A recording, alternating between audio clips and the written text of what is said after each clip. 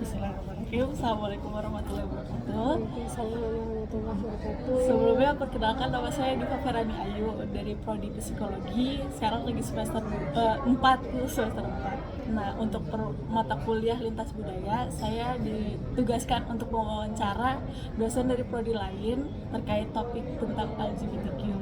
Nah, sebelumnya boleh Ibu perkenalkan diri dulu. Nama saya Kun, home base saya di biologi. Ya itu aja mungkin ya.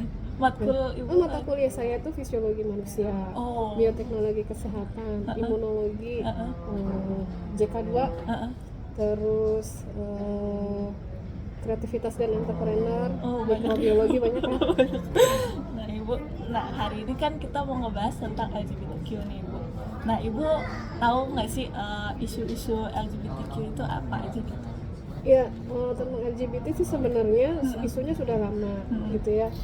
Tapi kalau yang belakangnya itu yang mungkin saya baru dengar gitu ya. Dan itu isunya bukan saat ini dengan era medsos yang terbuka, tapi dulu pun sudah diangkat gitu. Sebelum Karena ada medsos ya? sebelum ada medsos kan memang udah lama ya, sebelum terbukanya medsos secara lebar gitu ya itu.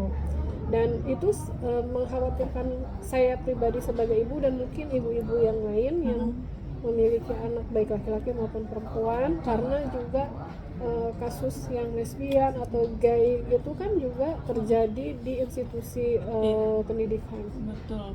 Sekarang udah terbuka banget ya di pendidikan pun juga LGBT udah mulai masuk ya. Iya. Nah abis itu menurut Ibu LGBT itu faktor dari genetik atau faktor dari lingkungan ya? Kalau menurut Ibu sendiri gitu. Pemahaman mindset LGBT ya, itu kan bukan penyakit yang diturunkan. Iya. Itu mindset gitu. Mindset. Kalau menurut saya ya, mindset. Jadi kalau terkait dengan mindset artinya lingkungan. Artinya dari lingkungan. Karena Allah itu mentakdirkan hanya ada dua jenis, laki-laki dan perempuan, tidak ada samar-samar gitu ya. Gitu. Udah jelas banget. Udah jelas ya, laki-laki dan perempuan gitu ya. Kalau misalnya merasa pertumbuhan sel kelaminnya itu tidak berkembang gitu ya, atau dua memiliki sel kelamin, ya mana yang lebih dominan itu sih. Oh jadi ada kemungkinan ya Bu untuk orang itu ada dua kelamin itu ada dua, itu kelainan itu kemungkinan ada, tapi biasanya ada satu yang dominan. Gitu, ada satu yang dominan. Kebetulan saya mengajar mata kuliah anatomi fisiologi manusia ya, saya ada poster tugas anak-anak. Boleh.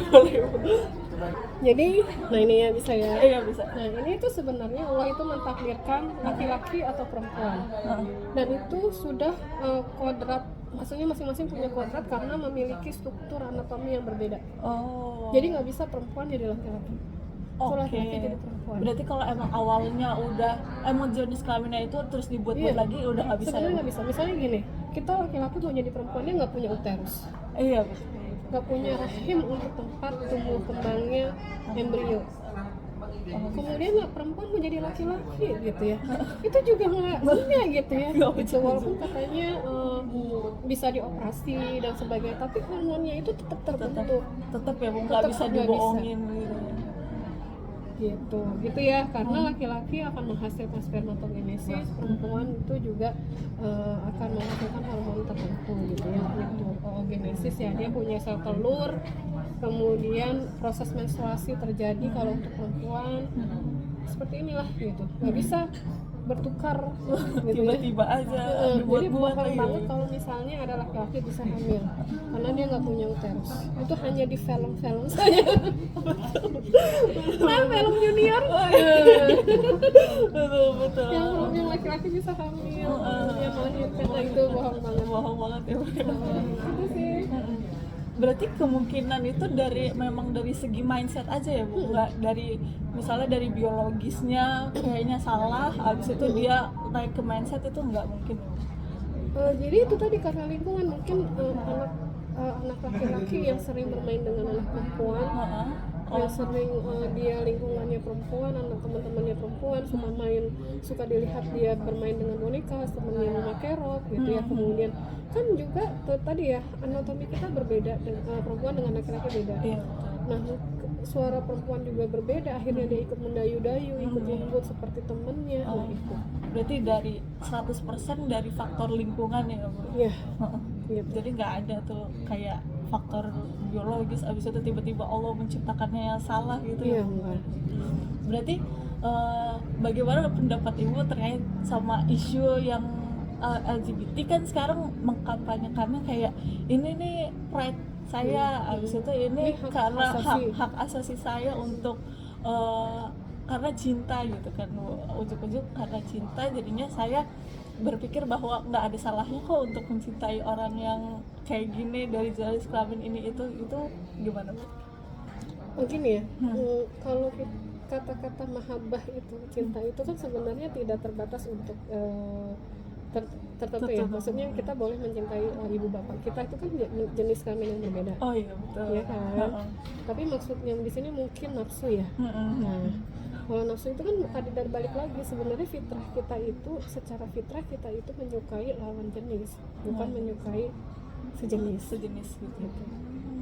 Betul. Itu sih. Berarti apa sih Bu menurut Ibu yang buat orang kok tiba-tiba bisa berpikiran untuk suka sama jenis gitu? Ya, itu tadi mungkin karena salah pergaulan. Salah pergaulan, dia tidak punya fondasi agama. Iya benar. Gitu. Kalau misalnya dibentengin agama, walaupun punya trauma sama laki-laki atau sama perempuan itu Kan kalau dibentengi agama artinya gini ya, kalau dia itu agama itu kan membentengi kita dari hal-hal yang buruk lah ya. Karena kan setiap agama itu mempunyai koridor masing-masing. Di Islam itu kan ketika sholat saja itu laki-laki dengan perempuan atributnya beda. Iya betul. Iya nggak sih gitu kan, yang perempuan pakai mukena, yang laki-laki pakai sarung, kopiah, peci dan sebagainya lah itu ya gitu ya. Walaupun tidak ada secara tertulis harus begitu, tapi kan apa tuh namanya, melihat Nabi sholat, melihat Nabi untuk menerangkan bahwa sholatnya laki-laki begini, sholatnya perempuan begitu. Iya betul. Dan bahkan tidak boleh menyerupai laki-laki, tidak boleh menyerupai perempuan, perempuan juga kan tidak boleh menyerupai laki-laki. Gitu. Terus Ibu, apakah ada hubungannya nih Bu, kurangnya pengetahuan pada masa puber dengan LGBTQ?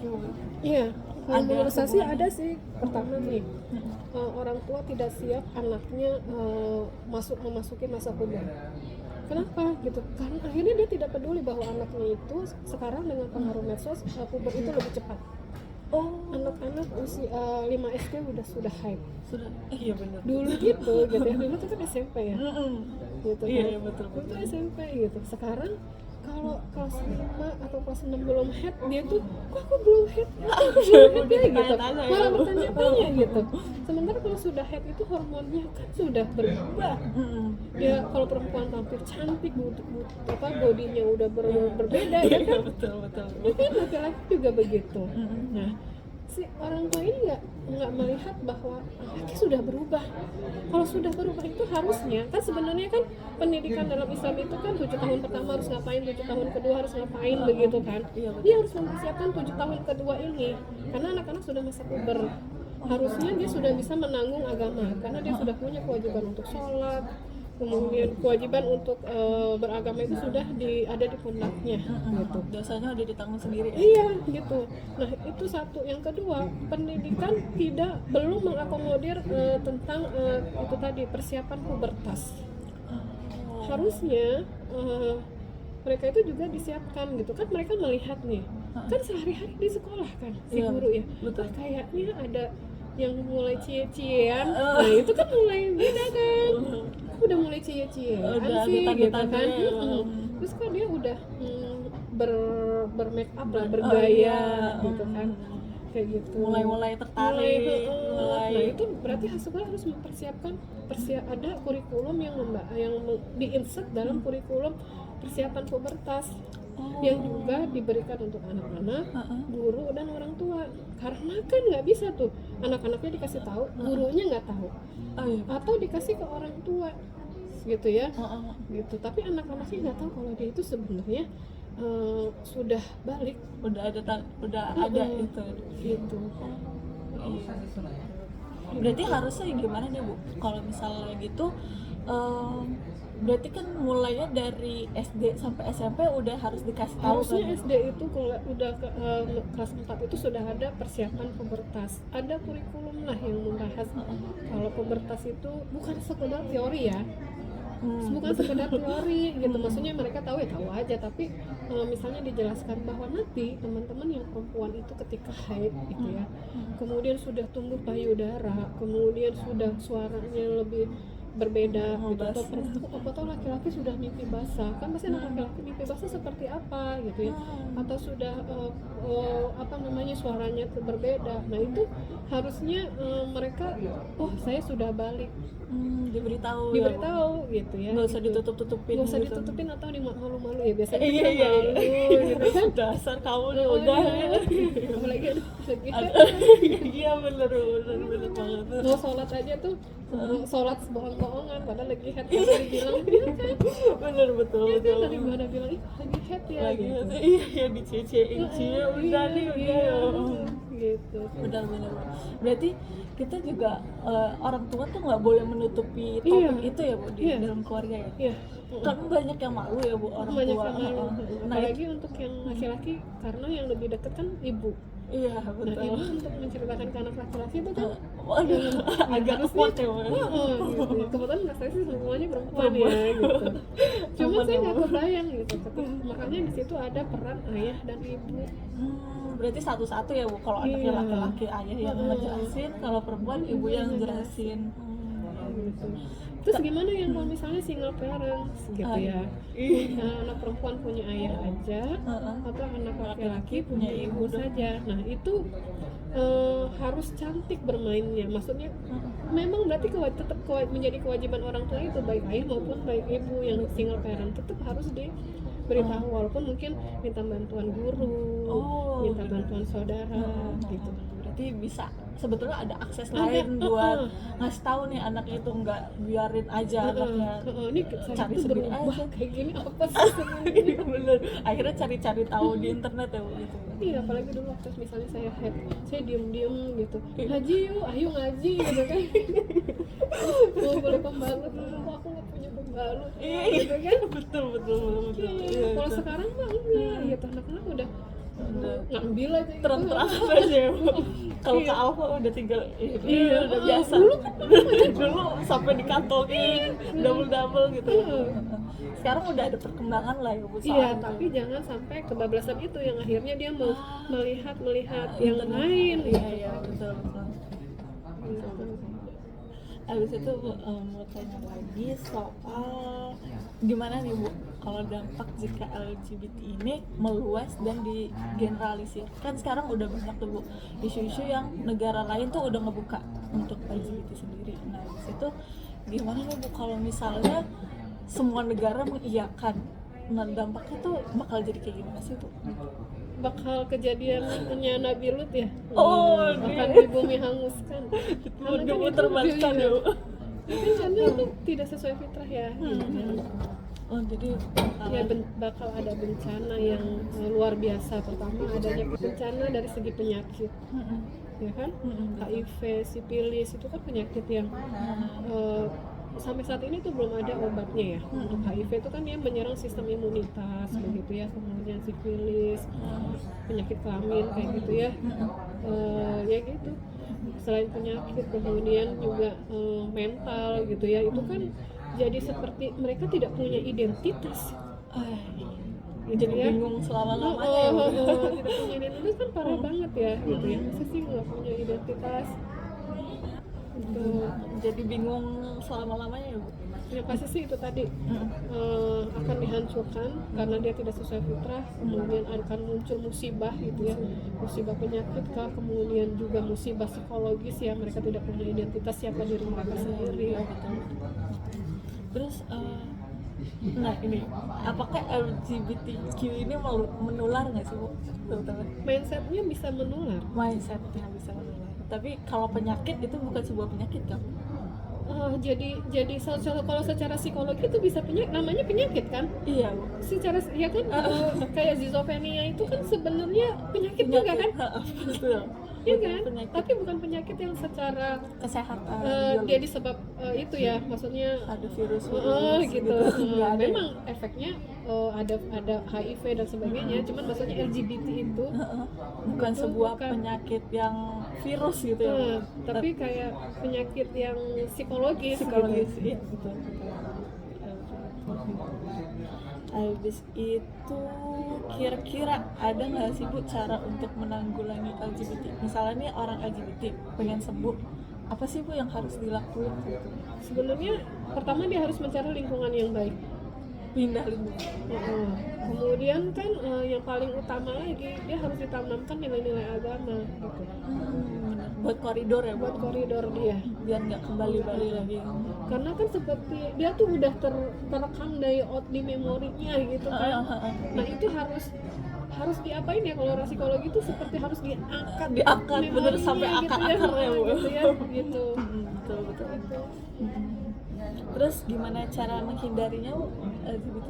Itu tadi pertama dari agama, kemudian dari keluarga, kemudian dari lingkungan, pendidikan ya. Terus kalau bisa memang ada peran pemerintah. Jadi bukan hanya keluarga aja yang berperan atau sekolah, tapi pemerintah juga seperti memasukkan kurikulum pengenalan pubertas. Kemudian memblok untuk situs-situs yang itu tadi, itu kan perannya pemerintah. Iya. Kayak gitu. Terus tidak dibuka akses untuk mereka gitu, misalnya ya nggak ada lagi tuh yang namanya ada komunitas kemudian kita biarkan gitu ya. Kemudian misalnya sekarang kan mereka sudah mulai masuk ke undang-undang Iya, gitu ya. betul. Nah itu kita harus paham bahwa tujuan mereka nantinya akan kalau ini nantinya akan membuka akses, ya udah kita tutup aja. Pokoknya ibaratnya celah mereka tuh kita tutup dengan itu tadi, dengan agama, kemudian peran pendidikan, keluarga, kemudian pemerintah. Jadi yang penting kita benerin ya Bu, LGBT itu bukannya kita iyain, malah kita harus kita tindak gitu ya Bu. Karena ujung-ujungnya kan kalau dokter Inung kan bilang gini, dokter yang spesialis kelamin itu ternyata yang ngurusin mereka itu bukan temennya, karena udah jijik gitu. Akibat penyakit itu tuh ujung-ujungnya ya bukan temennya yang ngurus, kita lagi ya tenaga medis yang ngurusin gitu ya. Mereka sendiri tuh sebenarnya udah jijik.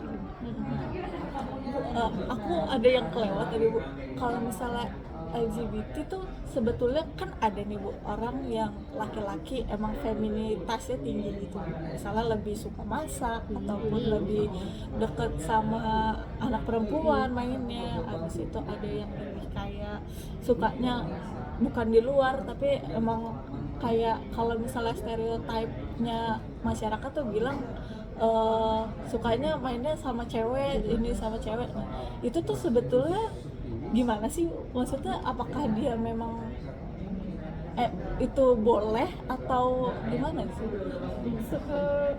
Kalau anak-anak laki-laki suka masak, banyak loh chef kita laki-laki. Iya. Sebenarnya kan itu bukan yang menyalahi kodrat itu yang pertama bila tadi ya dia itu mengubah jenis kelamin gitu kan. Sesuatu yang mengubah ciptaan Allah itu sebenarnya adalah tidak boleh. Sesuatu yang mengubah apapun, termasuk alis, mengkikir ke gigi dan sebagainya, itu juga itu nggak boleh. Pokoknya yang mengubah ciptaan Allah itu adalah tidak boleh. Apalagi ini dia mengubah jenis kelamin. Nah, tapi kalau misalnya dia punya hobinya memasak, menurut saya sih ya boleh aja. Boleh Bu. Boleh. Itu Karena seorang di teknik aja banyak yang perempuan. Yang biasa ditekuni laki-laki, kemudian sudah ada perempuan. Berarti itu cara LGBTQ masuk ke kita tuh lewat itu nggak sih Bu? Maksudnya kayak dia nanti menyuntikkan kayak di otak mereka kayak lu cewek, lu gini gitu. Mungkin nggak sih? Mungkin aja, tapi mungkin aja. Tapi kalau menurut saya selama dia profesional, ya artinya gini, pilot dulu nggak ada yang perempuan, sekarang ada yang perempuan bahkan berhijab. Tapi kan dia membatasi diri dia sendiri, tidak bergaul secara bebas. Artinya gini, berbaur dengan laki-laki yang bukan mahramnya gitu ya. Jadi dia tetap menjaga ya. Boleh aja sebetulnya. Jadi maksudnya kayak walaupun profesi kita apapun itu nggak mengubah identitas gender kita sebetulnya. Sebenarnya iya. Jadi mau itu dia masak, mau mau suka main boneka juga nggak apa-apa gitu. Nah, untuk main boneka ini kan sebenarnya sesuatu yang atau menggunakan rok atau apa ya. Nah itu apa ya? Itu lingkungan sih ya. Gitu. Ada sign-nya ya Bu. Maksudnya tuh harusnya kalau dia itu laki-laki ya kumpulin dengan anak laki-laki lah gitu, walaupun dia hobinya masak gitu ya. Soalnya bisa menjurus ya Bu, lalu kelamaan. Iya. Bener. Tapi itu ya Bu, apa namanya? Kan sekarang banyak yang bilang kalau misalnya fashion itu bukan sebuah identitas gender gitu. Maksudnya kayak orang pakai rok itu bukan milik perempuan gitu ya. Iya, jadi bukan kayak ini rok itu bukan punya perempuan, habis itu celana itu bukan hanya laki-laki gitu. Itu menurut itu gimana?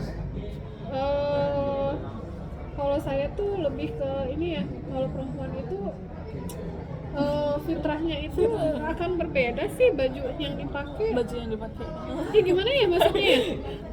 Apa mungkin karena udah dari dulu orang pakai rok itu cuman untuk wanita gitu? Sebenarnya kalau di Arab itu laki-laki kan gamis kan? Iya, sama kayak baju. Nggak bisa, tapi beda gamisnya laki-laki dengan gamisnya perempuan. Caranya emang beda ya? Emang beda gitu.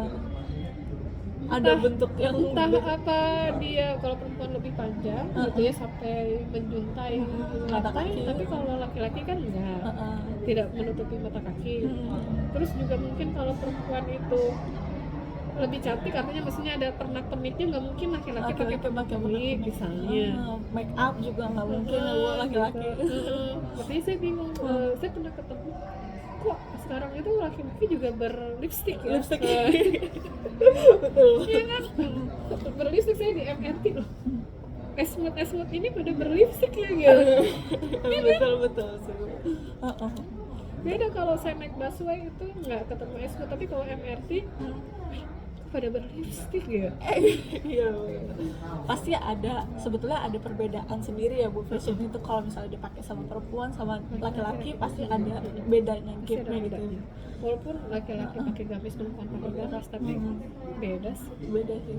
Ujung-ujungnya beda ya Bu. Jahitannya juga beda, karena kan perempuan punya payudara, kalau laki-laki kan datar, tidak datar kayak gitu kan. Terus laki-laki perempuan itu kan kayak biola berliku, kalau laki-laki kan lurus gitu ya. Iya, pada akhirnya juga ada yang membedakan sendiri gitu ya Bu. Jadi tergantung sebetulnya dari dalam dirinya sendiri ya Bu. Auranya terpancar apa gitu ya Bu. Berarti udah ada sign-signnya kalau misalnya si anak ini LGBT atau enggak gitu ya Bu. Ya kalau selama lingkungannya tidak menjuruskan. Artinya gini, dia punya anak laki-laki, bertemanlah dengan anak laki-laki. Dia punya anak perempuan, bertemanlah dengan anak perempuan. Bukan berarti membatasi anak laki-laki nggak boleh berteman dengan perempuan. Iya, nanti jadinya suka sama laki-laki lagi. Iya. Gitu. Oke. Baik Ibu, terima kasih atas waktunya wawancara ini. Kurang lebihnya mohon maaf. Wassalamualaikum warahmatullahi wabarakatuh. Terima kasih juga. Waalaikumsalam.